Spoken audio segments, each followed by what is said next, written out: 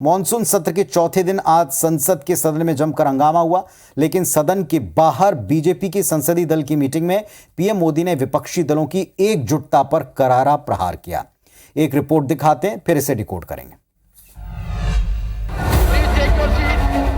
Monsoon सत्र का चौथा दिन भी हंगामेदार रहा।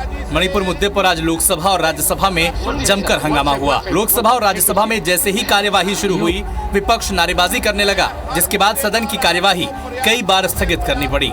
इससे पहले बीजेपी संसदीय दल की मीटिंग में प्रधानमंत्री मोदी ने विपक्षी दलों के गठबंधन इंडिया पर बयान दिया। प्रधानमंत्री मोदी ने कहा कि सत्ता चाहने वाले और देश को तोड़ने वाले ईस्ट इंडिया कंपनी और इंडियन मुजाहिदीन जैसे नाम रख रहे हैं। पीएम ने कहा कि इंडिया नाम हथियाने से कुछ भी नहीं होगा। प्रधानमंत्री मोदी के बयान पर विपक्ष ने कड़ा ऐतराज जताया।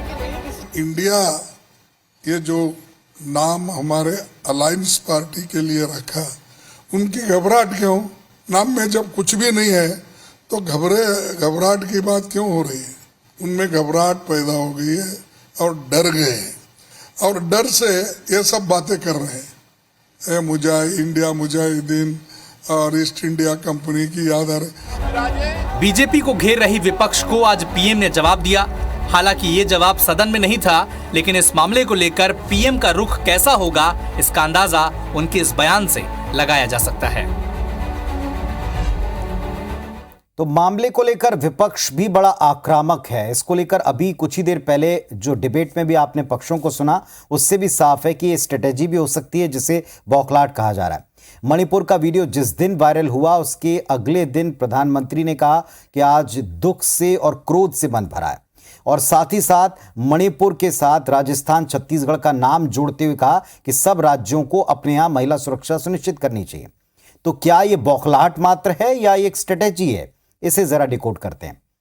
मणिपुर में 2 महिलाओं को नग्न करके घुमाने का वीडियो जब सोशल मीडिया के ऊपर वायरल हुआ, तब इसके बाद उसे लेकर पूरे देश में एक आक्रोश था, एक उबाल था, और इस मामले को लेकर पूरे देश में मणिपुर में बीजेपी सरकार की नाकामयाबी साफ तौर पर दिखी, महसूस की गई। उसी तारीख के आसपास 2 और घटनाओं ने देश का ध्यान अपनी तरफ खींचा। पहली घटना राजस्थान की, जिसमें 2 महिलाओं, एक 3 महीने की बच्ची समेत कुल 4 लोगों की हत्या कर दी गई, जिंदा जला दिया गया।